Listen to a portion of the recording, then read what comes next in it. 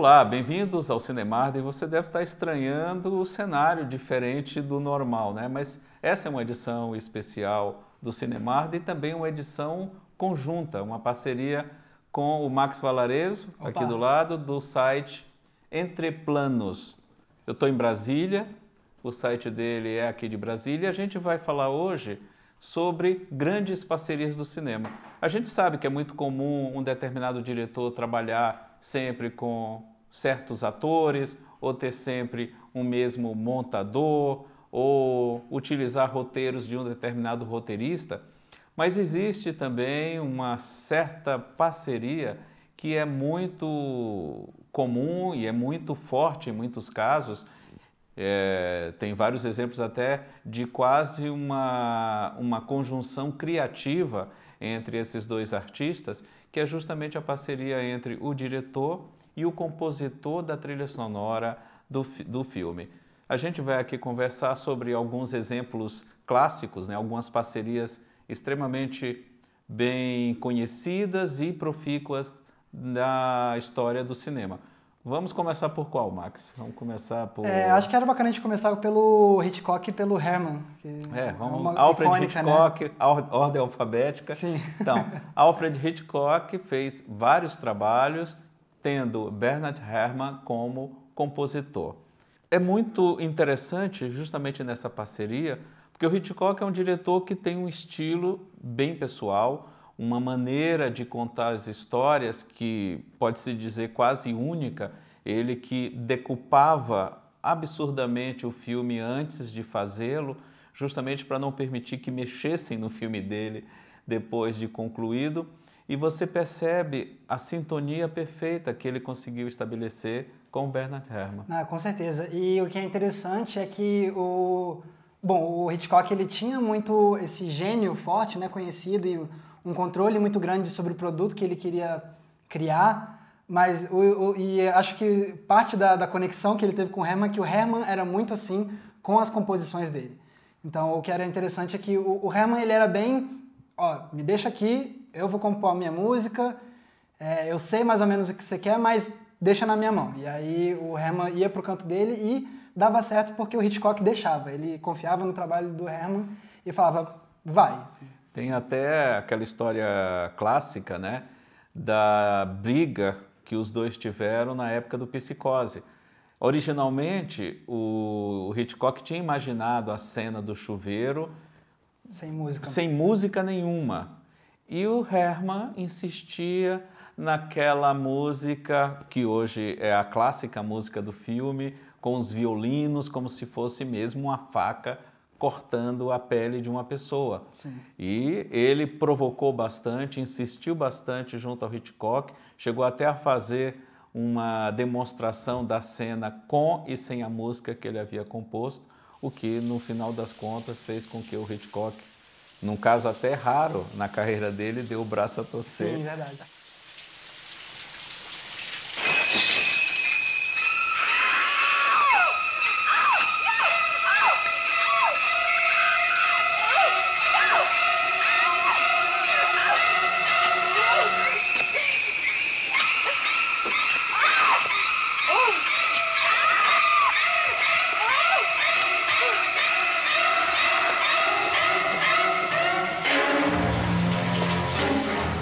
E o que eu acho genial nesse tema clássico de Psicose, da cena do chuveiro, é que se você analisar realmente em termos musicais, você vai ver que começa com umas notas muito agudas e à medida que vai avançando, vai acrescentando notas mais graves. Então, isso também é meio que uma forma da música se relacionar com a imagem da faca entrando cada vez mais fundo no corpo da vítima, né? Então, você tem as notas mais graves e, se você for analisar na partitura mesmo, vai indo mais para baixo as notas, e transparece muito isso, essa questão da imagem da faca entrando cada vez mais na pele. E nessa cena do chuveiro em particular, o casamento foi tão harmônico, foi tão perfeito, que há momentos em que parece que a própria sonoplastia da cena, né, casa com a música. Muito. Tem momentos que você não sabe se ali é um ruído inserido para compor a cena ou se aquilo faz parte daquele trecho musical composto. Sim, e porque também tem uns sons bem secos, assim, a cortina abrindo, então o barulhinho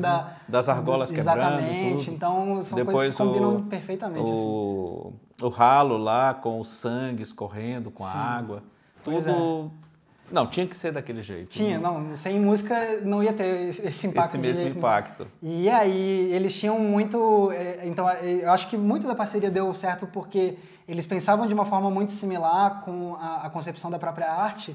Bom, o Herman conseguia conceber, fora isso do tema, ele conseguia criar músicas bem sinistras, que combinavam muito com os temas de culpa, paranoia, mistério do filme. Você vê o caso da música de Um Corpo que Cai. Sim, que exatamente. já na abertura a música remete à sensação de vertigem. Sim, que é já pela genial. música.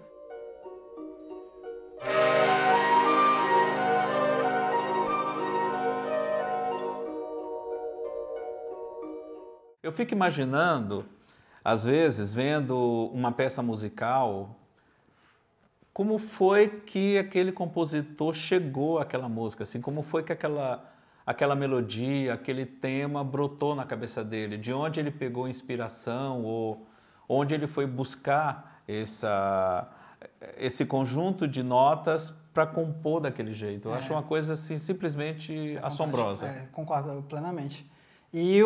Mas o triste é que foi uma parceria que não acabou bem, né? Pois Porque o que acontece é que eles tinham essa parceria de anos e anos já, mas aí quando chegou a hora do Hitchcock fazer Cortina Rasgada... Pois é, rasgou tudo mesmo. Rasgou tudo, é verdade. Porque aí o que acontece? O estúdio estava com uma certa pressão para a trilha sonora ser um pouco mais voltada para a música popular, então ter alguns elementos de jazz, uma batidão um pouco mais agitada e não ter tanto aquele ar de música orquestrada, sinfônica, clássica, né? E o Hitchcock ele chegou a pedir para o Herman fazer isso, o Herman a princípio falou ok, mas depois o Herman falou, quer saber, não, vou fazer meu negócio aqui mesmo, e aí quando ele mostrou para o Hitchcock, mas que deu a briga. Dois assim. grandes gênios que apesar de poderem ter trabalhado muito mais, deixaram um conjunto de obras extremamente importantes e marcantes também dentro da história do cinema. Com certeza. Outra parceria que não tem como a gente não falar, extremamente importante, e que não teve tantas desavenças como essa do Hitchcock com Herman, foi a do Fellini com o Nino Rota. Sim, que essa foi, assim, parece coisa do destino ter juntado os dois. O Rota fez todas as trilhas sonoras de absolutamente todos os filmes do Fellini. E é muito interessante você ver quando a gente fala das parcerias entre compositores e cineastas, é muito legal você ver como o processo de colaboração muda em cada parceria. Então, exato. Nesse caso do Rota com o Fellini, era legal, porque assim como o Herman e Hitchcock, que o Hitchcock deixava o Herman fazer o negócio dele, o Fellini também deixava o Rota fazer a música dele em paz. Só que o que é interessante é que muitas vezes a gente pensa, porque às vezes o compositor ele deve compor em cima da imagem, e muitas vezes é o caso, né?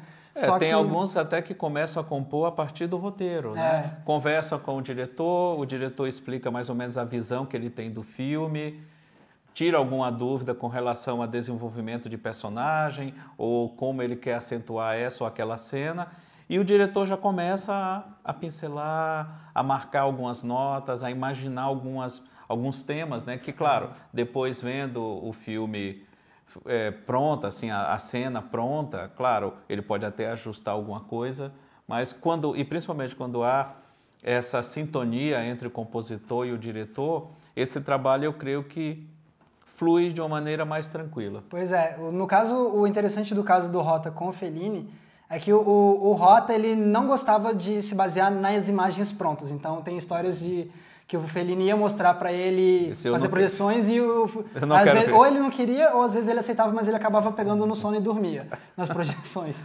Então, realmente, a abordagem do Rota era muito mais isso que você estava falando, que era muito mais compor baseado nas temáticas do filme. Algo assim mais instintivo, talvez. Exatamente. Era mais nas temáticas do filme, nos arcos dos personagens, na ambientação.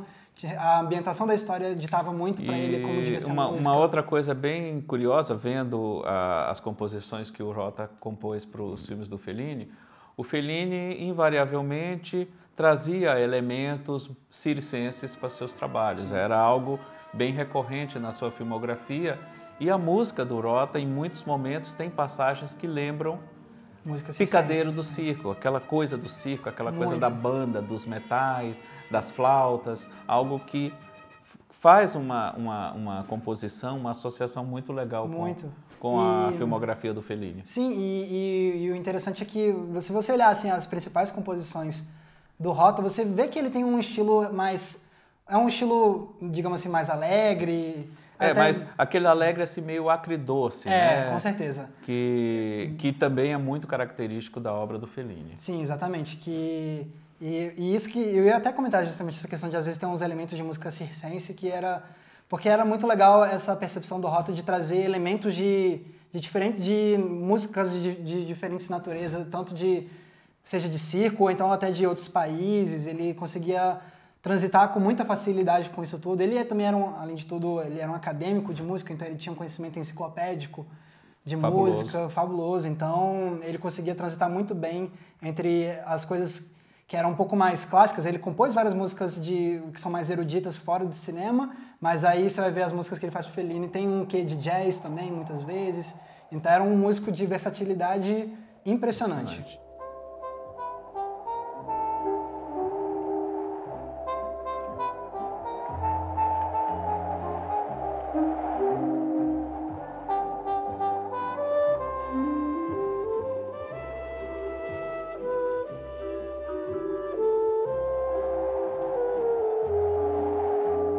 E para continuar na Itália, já que a gente falou de Fellini e de Nino Rota, outra grande parceria, uma parceria que você não consegue separar o diretor do seu compositor, é Sergio Leone e Ennio Morricone. Exatamente. E o Ennio Morricone, assim, é um músico de diretores, assim, não só com o Sergio Leone, mas com outros. Ele fez 8 filmes com o Leone, mas também fez com uns 6 ou 7 com o Sérgio Corbucci, fez com uns 6 com o Dario Argento. Fez com o Brian De Palma. Sim. Fez com o Tarantino recentemente. Sim. Um compositor, assim, bem versátil. Muito, absolutamente. Mas a parceria dele... A mais icônica acaba sendo a do Leone. A do Leone. Sem dúvidas. Olha, você não consegue ver um faroeste, principalmente se ele for italiano, sem lembrar daqueles acordes que ele compôs. Sim. Você não consegue imaginar aquela sequência de abertura de Era Uma Vez no Oeste sem aquela música que, na realidade, é quase uma não música. Sim, ele, que é baseado nos sons ambientes. Nos sons ambientes e que são extremamente ricos e que pontuam bem todo aquele clima, aquela tensão que se instala naquela cena toda. Sim.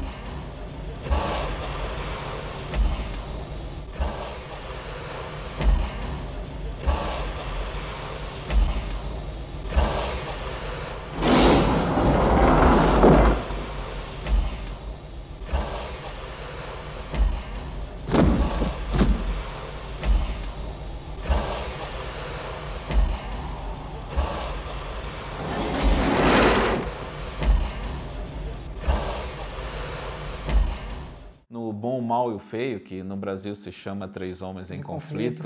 Paciência, né? Não dá para entender isso. De qualquer maneira, é um diretor que tem as trilhas sonoras de seus filmes extremamente associado à composição do Ennio Morricone. E é impossível separar um do outro. Com certeza, até porque foi com os filmes do Leone que a carreira do Morricone estourou. Exatamente.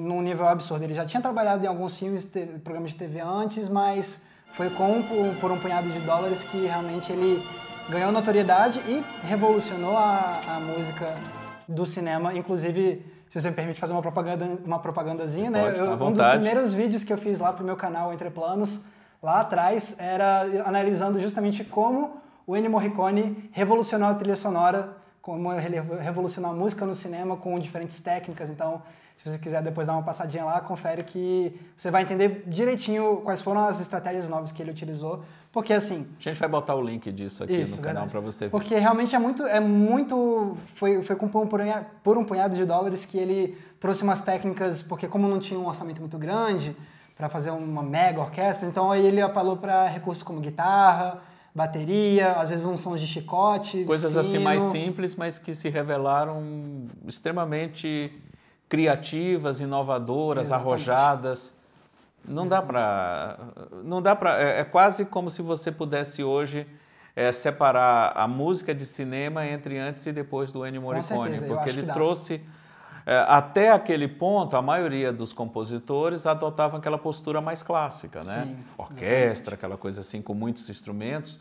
E de repente chegou o Ennio Morricone quase minimalista, não chegava ao nível assim de um Philip Glass e Sim. tudo, mas utilizava elementos mais comuns, mais corriqueiros e mais populares também, Sim. mas com uma erudição, com uma variedade de temas que só mesmo um gênio como ele seria capaz de Pois compor. é, e o legal, de novo falando sobre a relação entre o diretor e no processo criativo, chegou um ponto em que o Leone já estava confiando tão cegamente e estava tão encantado com a obra do Morricone que quando chegou a hora, por exemplo, de fazer Era Uma Vez no Oeste, a trilha sonora foi feita antes e ele gravava as cenas tocando a trilha sonora nos alto-falantes, já ouvindo a música, coordenando movimentos de câmera para se adequar à música e não o oposto que normalmente acontece, Exato. a música que se adequa ao movimento de câmera. Em Era Uma Vez no Oeste tem uma cena que a câmera faz um... Então, isso é um trabalho de cocriação. Exatamente, perfeito. Então, tem uma cena lá no Era Uma Vez no Oeste que a câmera vai subindo assim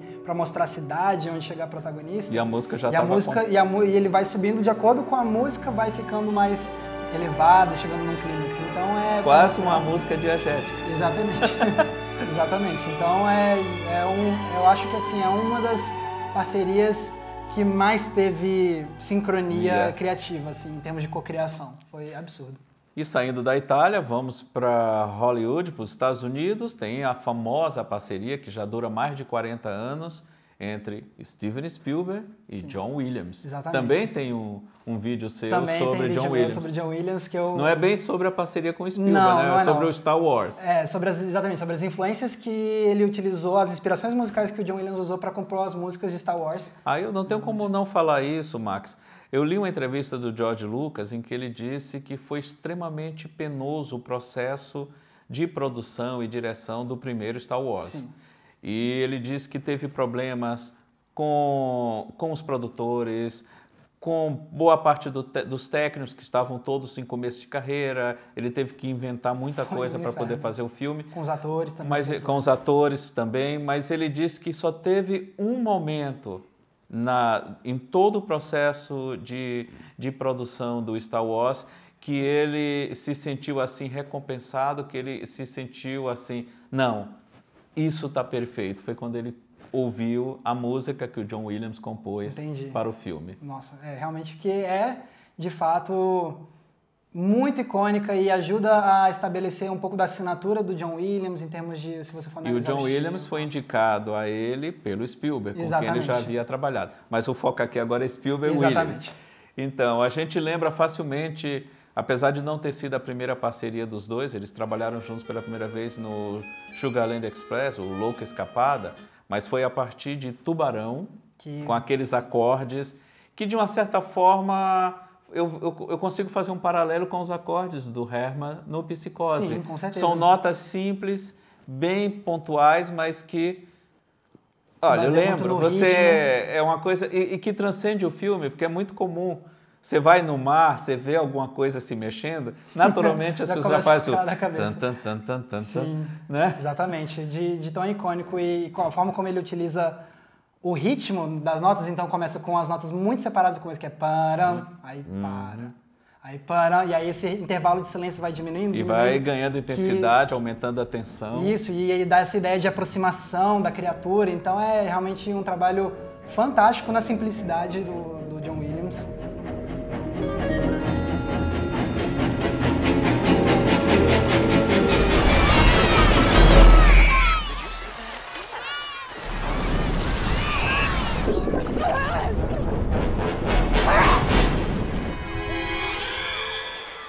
O John Williams, ele, se eu não me engano, ele só não compôs a trilha sonora de 3 filmes da carreira do... Eu lembro de um agora de cabeça, que é o Cor Púrpura. A Cor Púrpura ele não fez. Compôs, e eu sei que teve mais outro, mas eu acho que, se eu não me engano, foram 2 ou 3, assim. Mas não mais que isso. Não mais que isso. Numa carreira de, não sei, quantos filmes? 30 filmes? Pelo menos.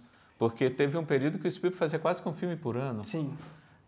metade dos anos 70 até o final dos anos 80. Você vê o tema não só o tema, tudo do Contatos Imediatos, Sim. que para mim é uma das melhores composições do John Williams.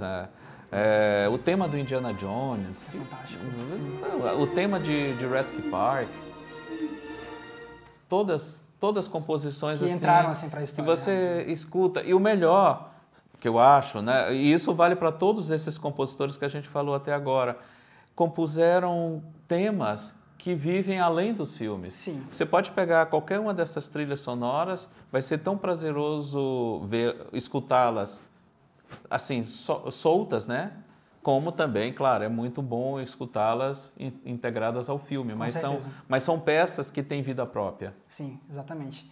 E no caso do John Williams e do Spielberg, é uma relação de admiração enorme que o Spielberg tem pelo John Williams. E vice-versa. E vice-versa, sim. Tem uma história muito legal que o John Williams conta, que foi quando o Spielberg estava fazendo a lista de Schindler. Aí ele mostrou, porque normalmente a parceria do Spielberg e do Williams o processo é assim, o Spielberg prepara um primeiro corte do filme e mostra para o John Williams para ele compor parte disso. E aí o John Williams conta que quando o Spielberg mostrou o primeiro corte da lista de Schindler e acabou o filme, que o John Williams estava tão emocionado e estava tão impressionado com o filme que ele, não, calma, eu preciso dar uma volta, saiu dar uma volta de 15 minutos, voltou e falou assim, ó, esse filme merece um compositor melhor do que eu. Falou isso pro Spielberg. Aí o Spielberg respondeu assim, eu concordo, mas já estão todos mortos. Ou seja, para ele realmente não tem ninguém melhor pro Spielberg nesse universo que não seja o John Williams, e hoje em dia para mim também é uma dupla que não tem como você desassociar. Assim. Exatamente. Assim como durante um bom tempo foi a parceria entre Tim Burton e Danny Elfman. Exatamente. Que continua ainda rendendo bastante. Tem 3 filmes do... Eles brigaram também eles já deram umas brigadinhas na época que, por exemplo, um dos poucos filmes do Tim Burton que não é com trilha sonora do Danny Elfman é Ed Wood, porque eles estavam brigados na época. Exato. E você... Mas ele botou um outro ótimo compositor no lugar, o Howard Shore. Sim, exatamente. Então deu para equilibrar. Sim, com certeza. E a história do Elfman com o Tim Burton é muito interessante, porque se não for, o Tim Burton foi o responsável por trazer o Danny Elfman para o mundo do cinema, porque... Ele era do Oingo Boingo. Exatamente, como muita gente sabe, ele era do Oingo Boingo antes, então ele fazia música pop antes disso. E o primeiro convite que ele recebeu para fazer trilha sonora foi quando o Tim Burton foi contratado para fazer As Grandes Aventuras de Pee-wee.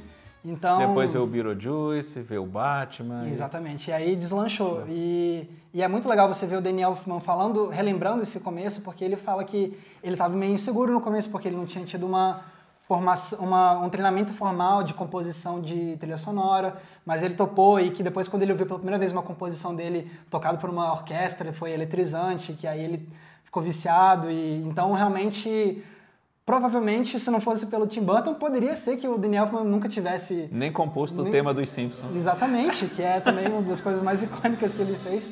E é muito legal. E você vendo também, e é engraçado porque o Elfman conta que mesmo depois de tantos anos de parceria, toda vez que ele vai mostrar a primeira versão de uma trilha sonora pro Tim Burton, até hoje, ele fica nervoso.